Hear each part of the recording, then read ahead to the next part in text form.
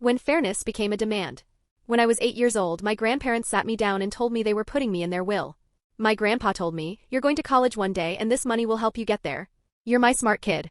A year later, my aunt and uncle had their first baby, my cousin Danny, and a year after that, Lily. My grandparents loved those babies, but they never changed their will. My grandpa continued to tell me every time I saw him that the money was for my education. When I was 11, both my grandparents died within 3 months of each other. The inheritance was put into a trust that I would access when I turned 18. Moneybag the sudden demand. 7 years later, I turned 18 and got access to the trust, $85,000. I only told my parents, but my aunt somehow found out. Last month, my uncle showed up at our house unannounced with 10-year-old Danny and 9-year-old Lily.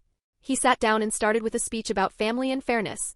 Then he delivered his demand. 2/3 of that money belongs to Danny and Lily. He argued that if my grandparents had lived longer, they definitely would have added his kids to the will. He claimed it was not fair that I got everything just because I was born first. He even had the math ready. I should keep about $28,000, and his 2 kids should each get $28,000. He said his kids had upcoming expenses, and the money would really help their family. Speaking head, the refusal and the fallout. I asked him why he was bringing this up now, 7 years after they died. He grew defensive, claiming they didn't want to upset me when I was younger. I told him a flat, simple no. He was shocked and argued that my grandparents would have wanted all their grandkids taken care of. I shut him down immediately.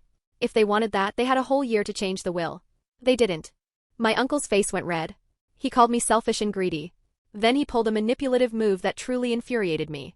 He looked at Danny and Lily and said, "See kids, this is what happens when people care more about money than family." I stood up and told him to leave my house.